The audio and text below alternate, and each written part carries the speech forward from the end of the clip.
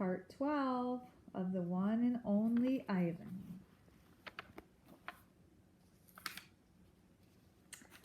They're getting a lot more visitors because of the billboard that went up, right? So the next chapter is called The Interview. This evening, a man and a woman come to interview Mac and also George and Julia. The man has a large and heavy camera perched on his shoulder. He films me as I make my pictures. He films Ruby in her cage with her foot roped to the bolt in the floor. Mind if I take a look around? He asks. Be my guest, Mac says. While Mac and the woman talk, the cameraman walks through the mall. He pans his camera right and left, up and down. When his eyes fall on the claw stick, he stops. He trains his camera on the gleaming blade. Then he moves on. Mac turns on the TV. We are on the early news at 5 o'clock. Bob says, don't let it go to my head. But there we all are. Mac, Ruby, me, George and Julia, the billboard, the mall, the ring, and the claw stick. In the morning, several people gather in the parking lot. They're carrying signs on sticks. The signs have words and pictures on them. One has a drawing of a gorilla cradling a baby elephant. I wish I could read. More people with signs come today. They want Ruby to be free. Some of them even want Mac to shut down the mall. Here are the signs. Free for Ruby. Elephants are people too. Ruby. Animals need love. We love animals. Ivan and Ruby. In the evening, George and Mac talk about them. Mac says they're protesting the wrong guy. He says they're going to ruin everything. He says, thanks for nothing, George. Mac stomps off. George, holding his mop, watches him leave. He rubs his eyes. He looks worried. Dad, Julia says, looking up from her homework, you know what my favorite sign was? George asks. Which one? The one that said elephants are people too. George gives her a tired smile. He goes back to work.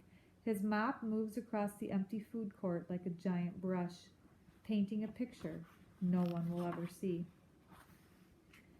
A tall man with a clipboard and pencil comes to visit. He says he is here to inspect the property. He doesn't say much more, but he makes many check marks on his paper. He looks at my floor. Check. He examines Ruby's hay. Check. He eyes our water bowls. Check. Mac watches him, scowling. Bob is outside, hiding near the dumpster. He does not want to be a check mark. Every day there are more protesters and cameras with bright lights. Sometimes the people carrying signs are shouting, Free Ruby! Free Ruby! Ivan, Ruby asks, why are those people yelling my name? Are they mad at me? They're mad, I say, but not at you. A week later, the inspecting man comes back with a friend, a woman with smart, dark eyes like my mother's. She has a white coat on and she smells like lobelia blossoms. Her hair is thick and brown, the color of a rotten branch teeming with luscious ants. She watches me for a long time. Then she watches Ruby. She talks to the man. They both talk to Mac. The man gives Mac a sheet of paper. Mac covers his face. He goes to his office and slams the door. What do you think they just told him? Something strange is happening. The white-coated woman is back with other humans. They place a large box in the center of the ring. The box is ruby-sized. And suddenly I know why the woman is here. She's here to take Ruby away.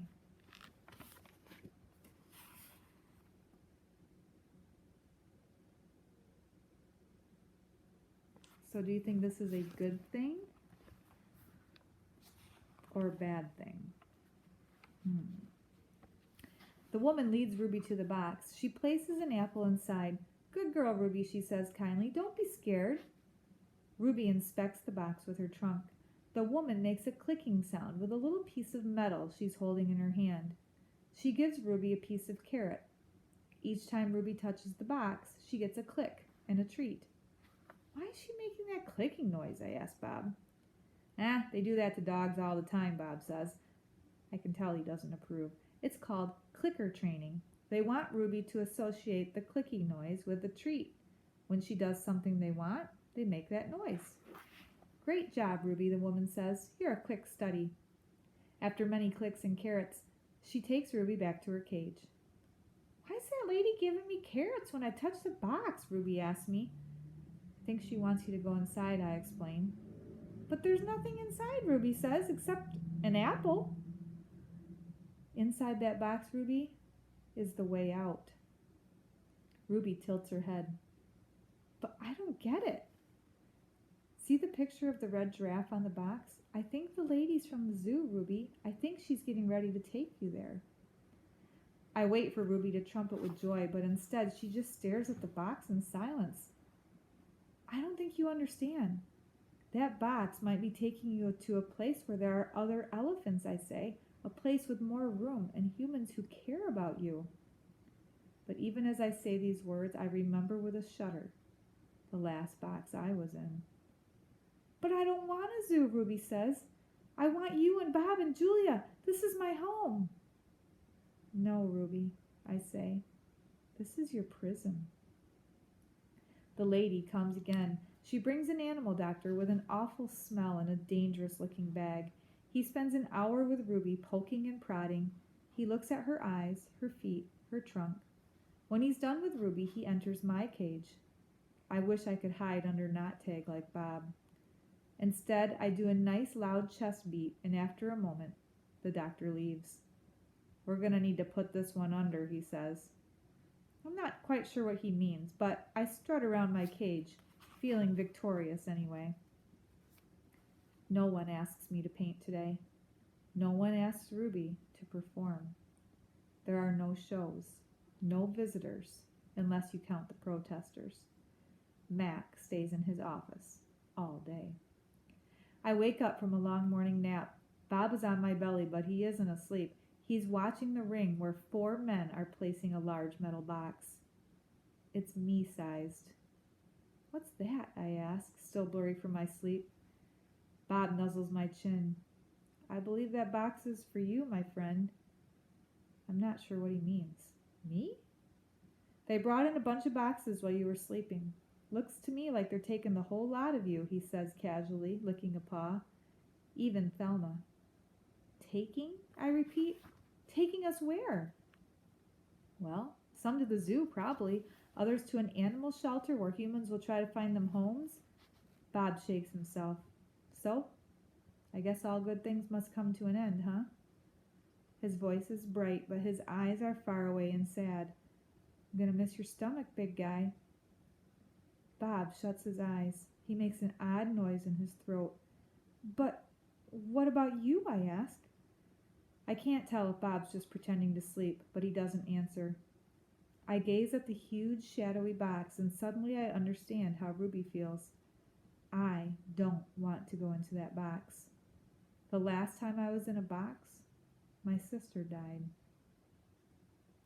When George and Julia come that night, George doesn't get his mop or his broom. He gathers up his tools and belongings while Julia runs to my cage. This is my last night, Ivan, she says, and she presses her palm to my glass. Mac fired my dad. Tears slip down her cheeks. But the zoo lady said maybe they'll have an opening there in a while, cleaning cages and stuff. I walk to the glass that separates us. I put my hand where Julia's is, palm to palm, fingers to fingers. My hand is bigger, but they're not so very different. I'm going to miss you, Julia says, and Ruby and Bob, but this is a good thing, really it is. You deserve a different life. I stare into her dark eyes, and I wish I had words for her. Sniffling, she goes to Ruby's cage. Have a good life, Ruby, she says. Ruby makes a little rumbling sound. She puts her trunk between the bars and touches Julia's shoulder. Where is Bob, anyway? Julia asks. She looks around, under tables, in my cage, by the trash can. Dad, she calls, have you seen Bob? Bob? Nope, George says. Julia's brow wrinkles. What's going to happen to him, Dad? What if Max shuts down the whole mall? He says he's going to try to keep it open without the animals, George says. He stuffs his hands in his pockets. I'm worried about Bob too, but he's a survivor. You know what, Dad? Julia gets a gleam in her eye. Bob could live with us. Mom loves dogs, and he could keep her company, and... Jules, I'm not even sure I have a job yet. I may not even be able to feed you, let alone some mutt. But my dog walking money. Sorry, Jules. Julia nods. I understand. She starts to leave, then runs back to my cage. I almost forgot. This is for you, Ivan. She slips a piece of paper into my cage. It's a drawing of Ruby and me. We're eating yogurt raisins. Ruby is playing with another baby elephant, and I'm holding hands with a lovely gorilla. She has red lips and a flower in her hair. I look as I always do in Julia's pictures, like an elegant fellow. But something is different about this drawing. In this picture, I'm smiling.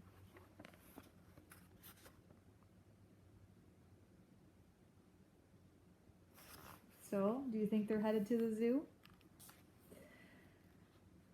The door to my cage is propped open. I can't stop staring at it. My door? Open? The giant box has been moved, and it's open too. The humans have pushed it up against my doorway. If I walk through my door, I enter their box. The zoo lady, whose name is Maya, is here again. Click, yogurt raisin. Click, tiny marshmallow. Click, ripe papaya. Click, apple slice. Hour after hour, click after click. I look over at Ruby. She waits to see what I will do. I touch the box. I sniff the dark interior where a ripe mango awaits. Click, click, click. I have to do it.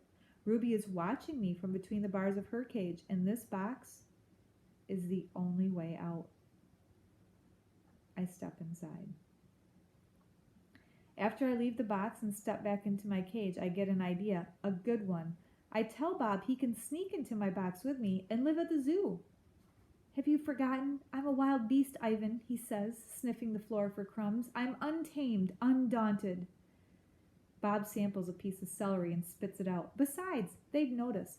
Humans are dumb, but they're not that dumb. Ivan, Ruby says, do you think the other elephants will like me? I think they'll love you, Ruby. You'll be part of their family. Do you think the other gorillas will like you, Ruby asks. I'm a silverback, Ruby, a leader. I pull back my shoulders and hold my head high. They don't have to like me. They have to respect me. But even as I tell her this, I wonder if I can ever command their respect.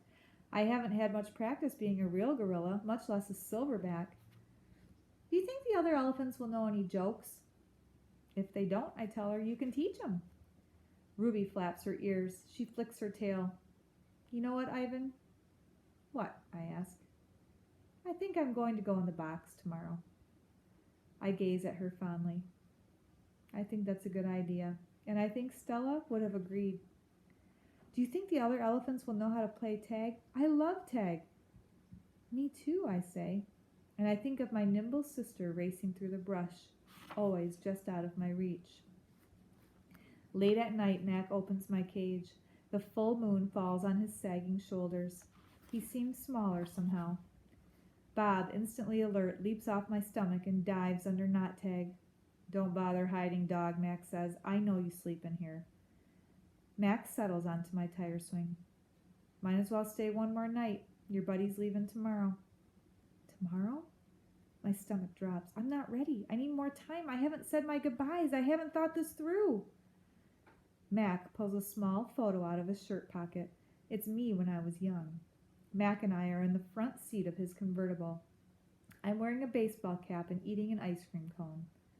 I was a handsome lad, but I have to admit I look ridiculous. Nothing like a real gorilla. We did have some laughs, didn't we, Guy? Mac says. Remember when we went on that roller coaster? Or that time I tried to teach you to play basketball? Mac shakes his head, chuckling. You had a lousy jump shot. He stands, sighs, looks around. He puts the photo back in his pocket. I'm gonna miss you, Ivan, he says. And then he leaves, and he doesn't look back. The end of chapter 12.